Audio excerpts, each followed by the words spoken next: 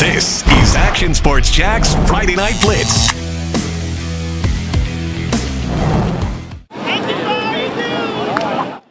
Governor DeSantis at the Den out in Lake City, Columbia for the biggest local game of the night. High school football style. The Tigers of Columbia against St. Augustine, but it wasn't the only good game. Here's what it looks like, folks. These teams coming in tonight with a chance to hoist a state championship trophy. What a fun time of year here in December. Hello, everyone. We have a fun night of football ahead. Let's get to it. Begin with St. Augustine and Columbia out there in Lake City. What a matchup. Turned out to be a good game.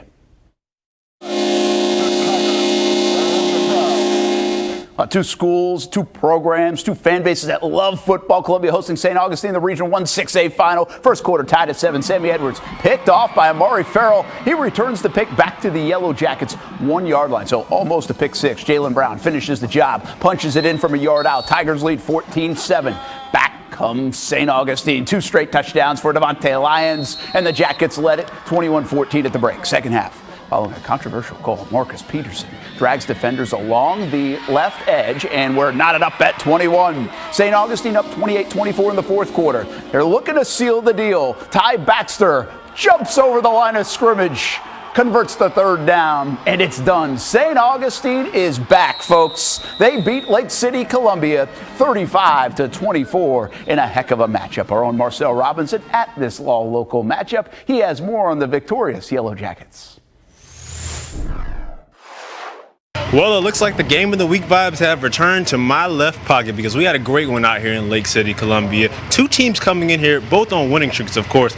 Lake City coming in here, Columbia winning 5 straight, and the Yellow Jackets of St. Augustine with 8. Look, coming into this game, we knew it was going to be tough. We knew it was going to be physical. We knew there were going to be highlights, and we had plenty of them. The St. Augustine Yellow Jackets are victorious tonight, 35-24, in a highlight game that, according to their head coach, really proves not only that they're a good football team, but they've got some character. This is as high a character team as I've ever been associated with. And the senior leadership is off the charts. And that's why we won this game tonight. We certainly weren't bigger and faster. Turned the ball over multiple times in our own territory. I can't say enough about the character of these kids. That's why we're going to a state semifinal. Now, you can't have playoff football out here at Columbia without having a controversial call by the referees, right? A potential game-changing call that didn't really have any effect on the end of the game when DeQuan Stanley ran down a Columbia wide receiver and would appear to be a fumble from my eyes, but the referees called him down. Nonetheless, St. Augustine was able to rally and recover and get the W. They're moving on to the semifinals. That's the story here at Columbia. Marcel Robinson, Action Sports Jacks. Those were either happy St. Augustine fans or they really thought Marcel did a nice job there with the post-game recap. No score in the first. Seminole against Bartram trailed, and Seminole QB Timmy McLean decides to scramble. Hey, the lefty says, hey, I'm going down as a 50-yard touchdown run. Look at him move in and out. Bartram trail off to a tough start because of runs like that. McLean looks like he ran about 100 yards on the play, all the way from the left to the right, finishes it off.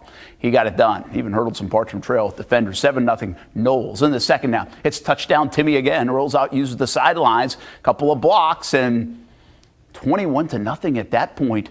Wow. A little bit of a surprise right before the half. Knowles now up 28-0. The Bears' Micah Pollard breaks through, blocks the punt, and Braylon Fowler is there for the scoop and score. Made it 28-7, but in the end, Bartram tries to rally. They can't do it. 42-28. The Bears' season comes to an end. The Fleming Island Golden Eagles hosting the Niceville Eagles, and the Eagles weren't nice tonight in the first. Niceville quarterback Trey Wainwright hands it off to running back Sean Parker. Super job by the offensive line. Parker gets clear shot right into the end zone. 7-zip on the road for those guys. Scoreless for Fleming Island in the first, now into the second. Niceville up 14-zip. Fleming in the red zone. TK Kosak keeps it, but loses it. Whistle is blown. Play stands. It'll be a turnover in the red zone. Later in the drive for Niceville, quarterback Trey Wainwright once again looking for his receiver. That's Azari Thomas for another Niceville touchdown. Oof, all Niceville on the road tonight. They beat a good Fleming Island team 35-18. We move to 5A, where Kevin Bays in Baker County hosted Tallahassee Rickards. This was a good matchup. Wildcats leading this thing 10-0 in the fourth, but here come the Raiders. DeAndre Francis into the end zone, cuts the lead to 3. After a 3-and-out, Raiders in the red zone again late in the game, and Connor South doing his part to keep them out of the end zone. But talented quarterback Michael Townsend could not be contained. This on 4th and goal from the 1, and he gets in. Oh, these things coming right down to the wire, game of inches. Last chance for the Cats to try to save their season. Carson Crawford trying to make something happen, but oh no, the but. He's picked off. Devastating loss for Baker County, 14-10 in the state quarterfinals. Let's head to McClenny for more on the late game dramatics. Action Sports Jack Stuart Weber is there.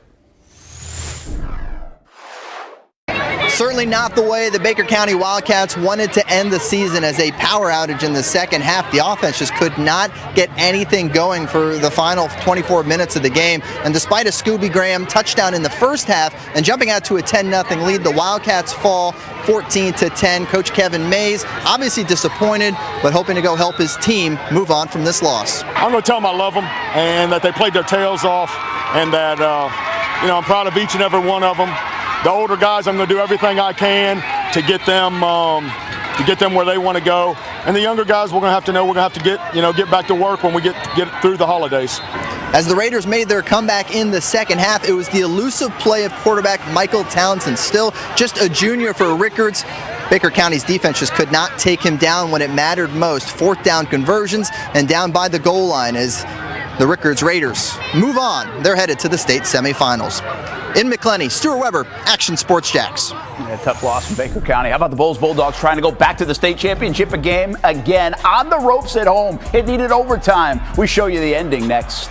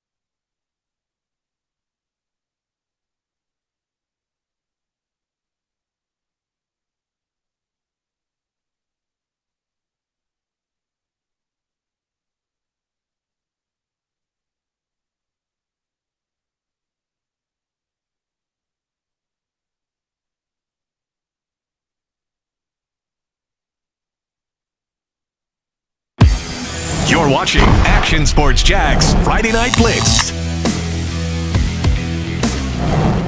Well, the wall that says it all. This time not our wall in studio, but the ones that They built at Bowles, the accolades, the state championships. Last year, Matt Tobin lost in the championship game in his first season with the Bulldogs. Now here's our wall. That says it all. More high school football on this Friday night in Class 4A. It's semifinal time. That means the Final Four. That means win tonight, go to the state championship game in a couple of weeks in Tallahassee. Bowles up against Gadsden County. I was at this one the whole way. Wild game, defense all over the place, and including for Gadsden County. They got on the board first, step in front of the Bowles pass, and pick six. 7-0 in the first half. That was a lone score of the half. There was no offense in the first half, and there was really spectacular defense. But in the fourth quarter, 8 minutes to go, Gunnar Boree on fourth down up top to Davis Ellis. How did he catch that? He did, tied at 7. So 2 minutes to go in the game. The Jaguars from Gadsden County, they're the Jaguars, with a chance. They have the football. They're looking downfield. They're on the other side of the midfield. And then Avery Epstein, right at the doorstep, picks it off for the Bulldogs. So he saves Bowles momentarily. But still another chance for the visitors with 2 seconds to play. 37-yard field goal for the win for Gadsden County. Oh, man, it looked good, didn't it? It came up short, though. Bowles survives. Now we go to overtime. Gadsden County gets the ball first. They try a field goal, and it is blocked. I think it was Hayden Schwartz, number 47, that got it. At least he celebrated the most. Bowles now with a chance to win it in OT. Their kicker, Parsa Pordelli. No doubt about it. He got it. Bulldogs back to the championship game in a couple of weeks in Class 4A. 10-7 win in overtime. What a thriller. Trinity Catholic hosting Trinity Christian. He had the battles of the Trinities. First quarter, Ja'Cory Jordan.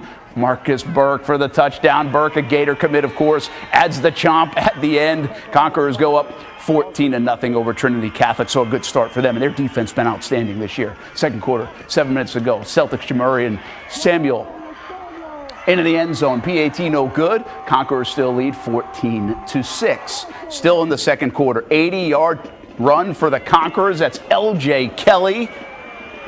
And that's not just a run, but that's a catch first. 21-6 at the time. Trinity Christian, they win big, 56-33. All right, well, let's finish up with this one. University Christian, a rematch against Foundation Academy, a team that mercy ruled them in the regular season. An ugly game. I'm not talking about the score. So many penalties. But between the penalties, a few good plays. The Sirius Riles to Jerome Manning for 6. Then defense. Lions lose the ball. Joe Carter there to recover. 3 fumble recoveries in the first half for the Fighting Christians. They kept leading in points as well. Riles keeps it this time. He follows the blockers. You know, he's just a sophomore. Up 14-0. Late second quarter. Up top again, Riles to Jawan Gray, brings it in. University Christian gets it done. They're on to the state championship game as well, 28-14. So we've got some survivors, and we're going to give you more games from Georgia coming up on CBS 47 in just a bit.